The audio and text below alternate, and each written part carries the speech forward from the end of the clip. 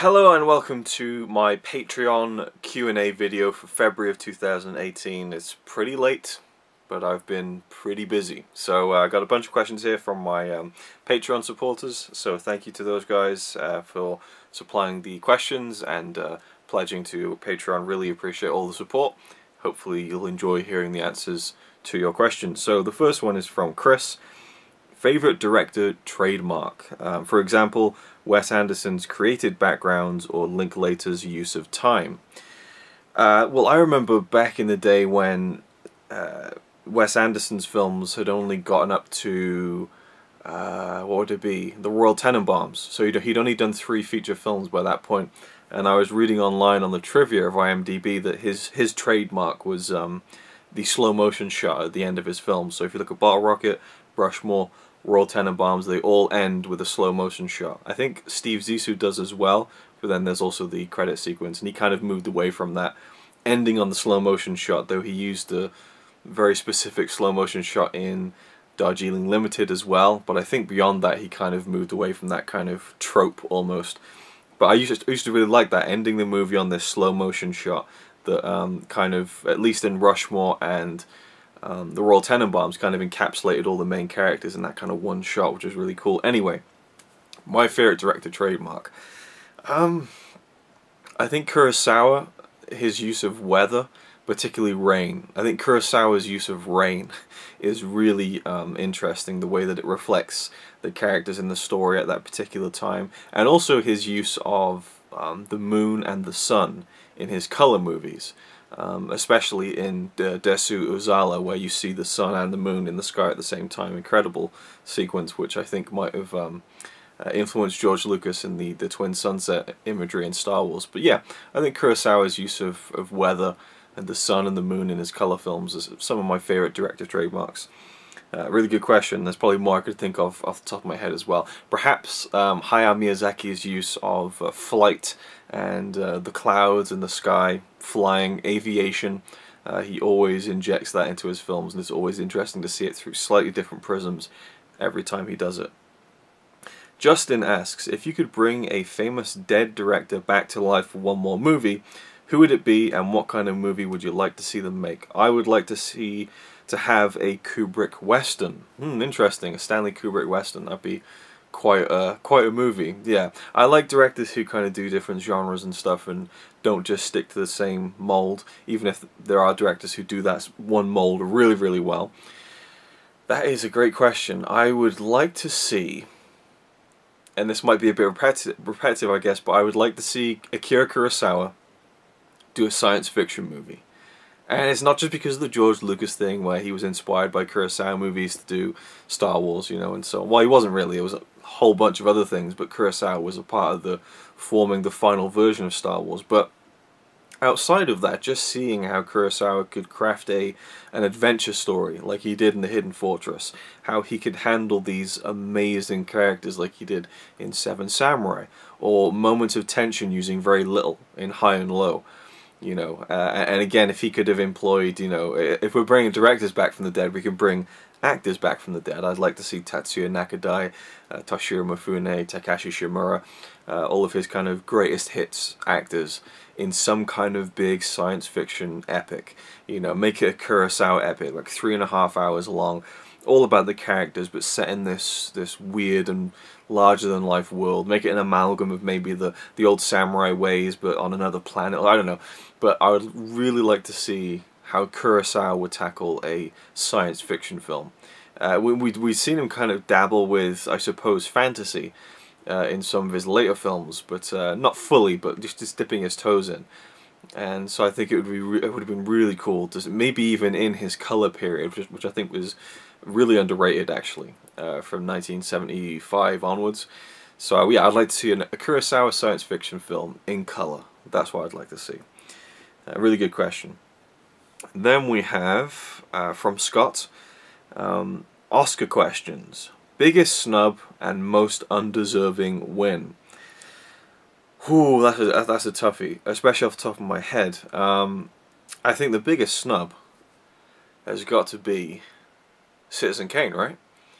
And I know that it's weird how Citizen Kane has become one of those films where everyone's like, oh, you only say you like that film because you're supposed to say you like that film. No, it's fucking incredible. It's an amazing movie. Especially when you consider that I think Orson Welles was 26, 27 when he wrote, directed and starred in one of the greatest films ever made. It's just stunning for its time, but even now it's an evergreen film. Maybe the story elements are a little dry for a modern audience, but I think it's such a well-constructed film, and the fact that it didn't win the Oscar, it was nominated I think, and I think How Green Was My Valley won, the John Ford film, which is a great film. I love that movie, but there ain't much competition. You know, I probably feel more emotion from How Green Was My Valley, but I think Citizen Kane is a far better film. So I think that's got to be, you know, it's considered one of the greatest films of all time. Didn't win the Oscar. I think that's probably one of the biggest snubs at least. And then the other question was most undeserving win. Well, I can't really. I tried to think. You know, I was thinking about Spotlight. Right, great film, really important film, but I don't think it was anywhere near the best film that previous year. But I didn't mind it winning because it was a very important film and it was a story that needs to get more light on it and stuff, so I was fine with it. But I thought, well, there was a lot better films out there. But then you can argue, what's a better film? One that has a great story and great acting and all that kind of stuff that moves you, or a story that has all those things but also is, you know, about something really important. But, you know, does it outweigh a fictional story? I don't know. I can give you two things that I haven't even seen actually. That's Shakespeare in Love, which I think was the same year as Saving Private Ryan, which I also haven't seen. But just the idea, putting those two films together and Shakespeare in Love coming on top is a bit like, huh? And then I think there was Crash, which I've heard isn't a great film, and yet won the Oscar. So yeah, I can't really give you too much of a in-depth answer to that one, especially when I haven't seen the films mentioned. But Citizen Kane definitely, I think, is probably the biggest snub of all time, if not one of the top 5 for sure. And probably the fact that Chaplin never won anything, you know, in his prime, and that he was, you know, I mean, the fact that he was, you know, exiled from the US was a snub unto itself. Then we have a question from Tom Gertz. How many films do you watch in an ordinary week? Well, now that number's going to diminish incredibly because I'm a lot more busy than I have been over the past few years. In a normal week, I would say 5 films on average, you know, maybe 7 at a push. Usually like to try and watch a film a day if I can. Sometimes I can crack out 2 a day. It really depends, but you know, usually, unless I'm really busy, at least 3 to 4, if not 5 films a week, I'd say. Sometimes I like to kind of, you know, watch a couple in a row, something like that, but it all depends. I always have the best intentions where I'll be like, oh, I got 6 hours free time, I can watch 3 movies, and then I struggle to find the time to watch one because I'm so busy just doing nothing. You know, we just browse the internet, oh, I'll watch this YouTube video, oh, I'll look at this, oh, I'll look at that, play a bit of Star Wars Battlefront, you know, I'll get a bit of work done on this video, and then, oh, I got half an hour of free time left, oh well. So, yeah. But I do prioritize movies over, say, TV shows or anything else, really. Well, I just said, I like to think in my head I prioritize them, but often I kind of get distracted by procrastinating from watching a film, which is ridiculous. But yeah, I just mean that, you know, I always try and look at my free time and, can I watch a movie? I should watch a movie. Especially with this challenge I got going, the 1001 movies, which I really want to get, you know, cracking on with. And yeah, anyway, right. That's a whole other thing, is like what movie to watch. Do I watch one from the book? Do I watch one that's a brand new film? Or do I watch one that's just completely random? You know, and I think about that as well, as like, oh, if I watch this, can I review it? If not, is it worth me watching? You know, and then that's a really bad road to go down, where it's like the priorities of watching a movie is like, okay, well, if I watch that one, I can make a Epic Film Challenge 2 review of it, but that one's not in the book, so I won't be able to make a video about it, which I could if I wanted to. You get trapped into these weird things when you've got a weird brain like mine. We have a very long-winded question. I'll leave that one in for free, from David. I was chuntering on, as is my wont, the other day. In this case, it was about Ken Russell. Obviously, he is nothing like the name he was back in the day, but I wondered if you'd seen his work much, and if so, do you think of him as a wayward genius, dodgy old git, or indeed not at all? It would be the latter, I'm afraid, David. I know the name. Have not seen any of his films, I'm sorry.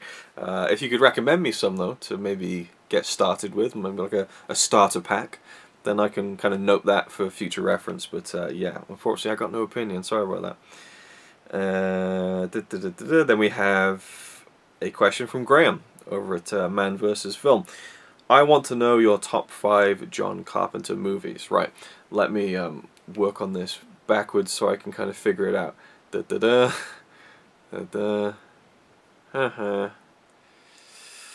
Ooh, yeah, maybe that one. And oh, this is tough. This is tough. So there's that one. There's that one. There's that one. Ah, there's that one, and then there's that one. Okay, number 5 would be Body Bags, which some would say that's not a John Carpenter film. It is. It's 66% a John Carpenter film. Actually, probably more like 72%. If you haven't seen it, Body Bags is an anthology film with 3 kind of short stories directed by John Carpenter. He did 2 of them, and then was it Tobe Hooper who did the 3rd one, I think? Either way, 2 of them are directed by John Carpenter, and each film is intercut with a host played by John Carpenter.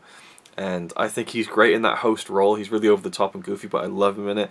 And the first short film, at the gas station, I think is one of the best things John Carpenter's ever done. That I find terrifying. It's such a well-constructed piece of horror cinema to me. So for that alone, and also the fun nature of him kind of being there as this kind of wacky kind of gaunt host. I think he's supposed to be dead actually, but yeah. So Body Bags number 5. Number 4, Escape from New York. Love Kurt Russell. Love Kurt Russell and John Carpenter put together. I've only seen it once, so I need to see it again, but it's one that definitely made an impression on me. I wanted to enjoy it more than I did, but I did think it was very good, and I loved seeing Lee Van Cleef in there as well. Number 3, let me get the title right, Big Trouble in Little China. I used to be scared shitless of this film when I was a kid, because my cousin would wind me up about it. My dad had it on video. I only saw it for the first time a few years ago, and I still haven't seen it again since. But I loved it. Again, Kurt Russell, John Carpenter, and just the wacky nature of it. All these different kind of elements blended together to make this just absolutely just one-off movie. And I love the fact that Kurt Russell, his character, Jack Burton, is just completely inept. It's such a funny, you know, but simple kind of part of the film that I love. My number 2 would be They Live. Love that film so much. Love the concept. Love Roddy Piper. You know, it's cheesy at times. The fight scene is great, but I love the kind of commentary of it as well, and just the feeling of it and the music. There's just a coolness to it, you know. And yeah, love that film. And then my number 1, of course, is The Thing. Can't beat The Thing. You can't beat John Carpenter and Kurt Russell together. Just one of the best horror films ever made. Just incredible. Been talked about too much, so I'll leave that one there. Thanks for the question, Graham. Aaron Pennington says, favorite video game console of all time and favorite game on said console. I would say it's probably the Nintendo 64. Nowhere near the best console of all time. I think that probably for me goes to the PlayStation 4. But it's my favorite, I think, because there's such nostalgia to that. It was just a whole new world, you know. Well, there was the PS1 before that, but Mario 64. You know, Legend of Zelda, Ocarina of Time, Lilac Wars, you know, Star Wars, Shadows of the Empire, just this, especially Shadows of the Empire, which just felt so amazing at the time, where you could run around on foot and shoot stormtroopers, and then you're in a snowspeeder, you're in the Battle of Hoth, you know, from Empire Strikes Back, and then like you're bumping into movie characters, and then you're on a moving train. It's just an incredible range of different play styles in one game. Love the Nintendo 64, still remember kind of getting all excited the night before, knowing it was downstairs, like, oh, it's down there right now and I'm going to get to play on it tomorrow morning. Went downstairs and was sat there just waiting for my mum to get up. I'm like, I'm going to go to play the Nintendo 64 today.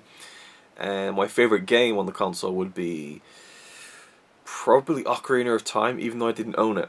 I didn't own it until I was about 15. I bought off someone in high school, but Ocarina of Time, one of the best games ever, so that would probably be my favourite. Any plans to resume the Miyazaki series, perhaps in a different format to avoid copyright issues?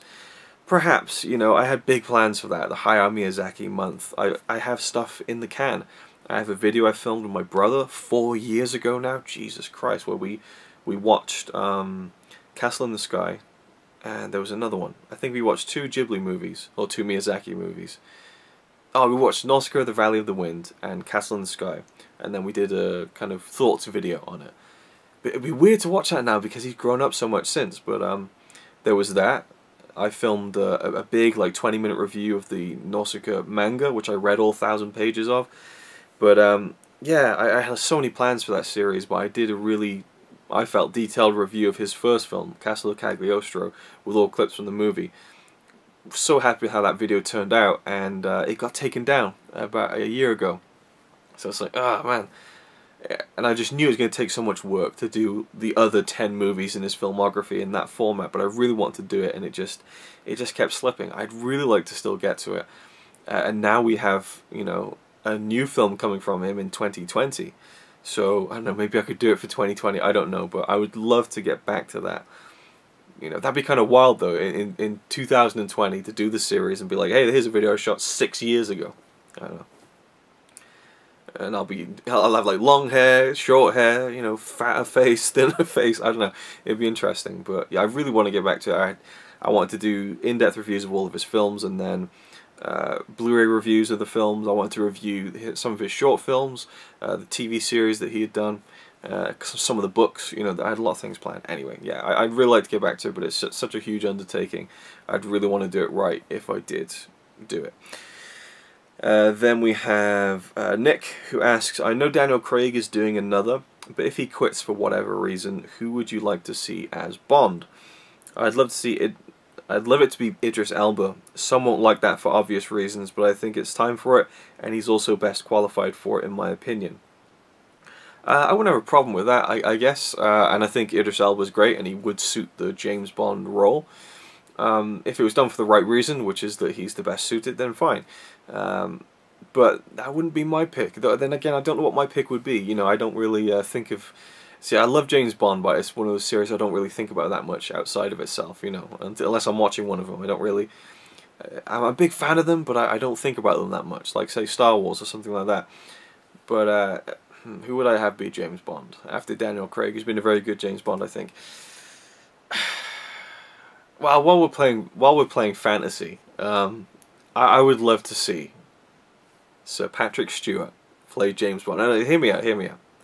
I'd like to see, like, the Logan of James Bond. I'd like to see, like, the final James Bond story. Obviously, they keep continuing anyway because they always reboot the character, but I'd love to see, like, a really old James Bond, like, one last mission, and just have Patrick... I mean, you can kind of jerry-rig it with, like, a stuntman or something, or CGI to do some of the stunts, but you can kind of poke fun at him being, like, an aged, old James Bond.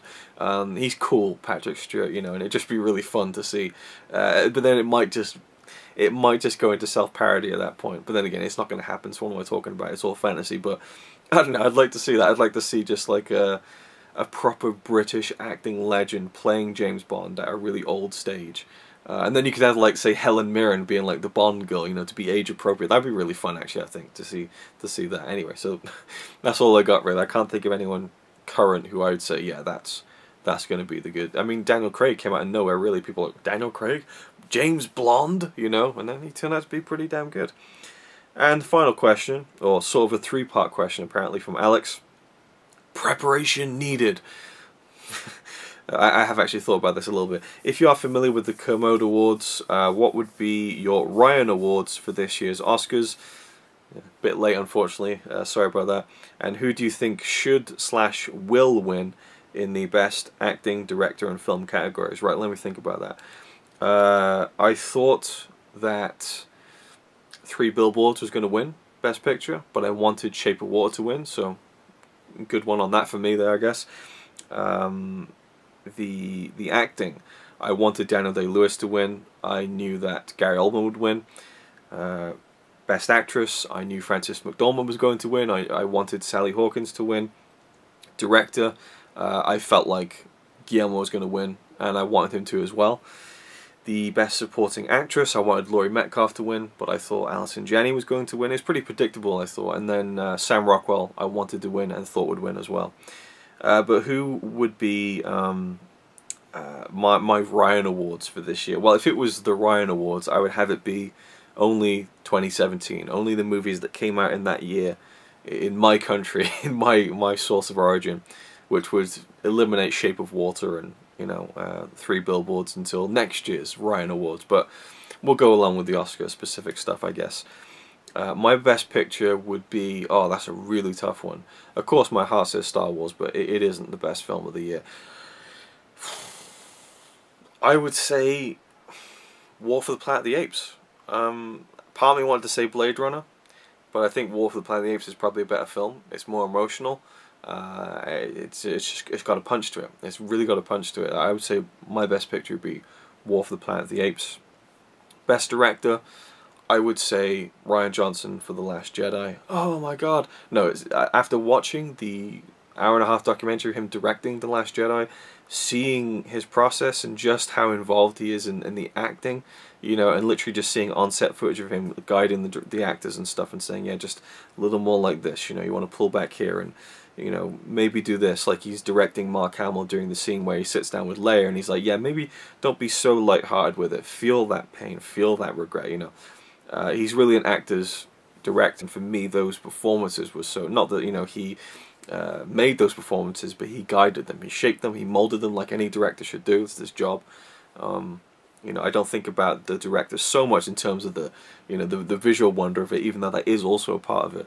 But you know, it's all about molding those performances. So that would be my best director for the year. Best adapted screenplay would go to Logan for me. I really wanted Logan to win that award, but I knew it was never going to. But yeah, I'd definitely get that for me. And best script, I'm not sure. I do kind of like Get Out winning the best script, to be fair. Even with my reservations, I think it is a really, really great film.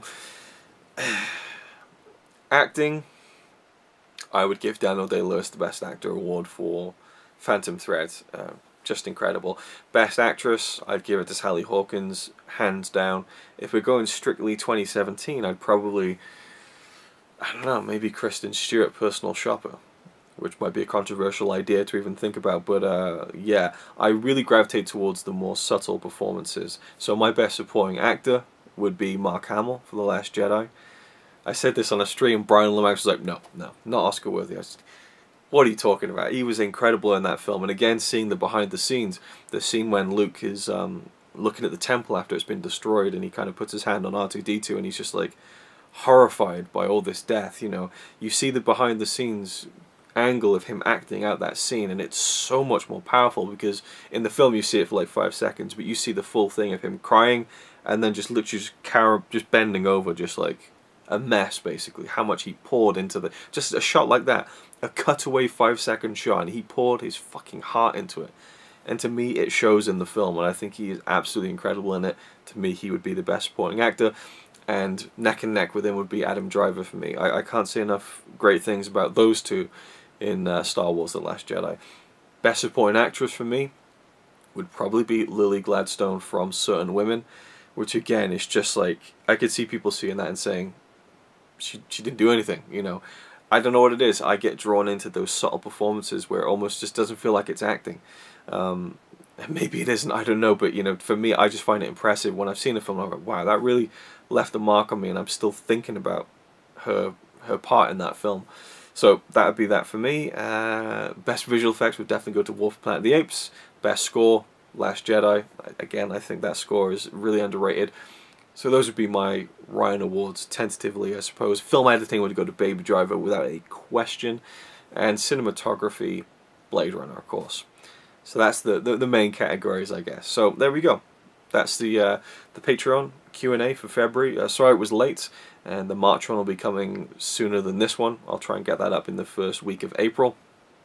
So if you are a Patreon supporter, please send me your questions through Patreon or on the Patreon Facebook page. I have the group. So that's it. Thanks for watching. Hope you enjoyed the answers to the questions, and I'll see you in the next video. It's alright by me. Apart from the fact he throws cans of Carlin into a tree. Yeah, he's really cool. Yeah, he's really cool. But he's not quite as cool as you, 'cause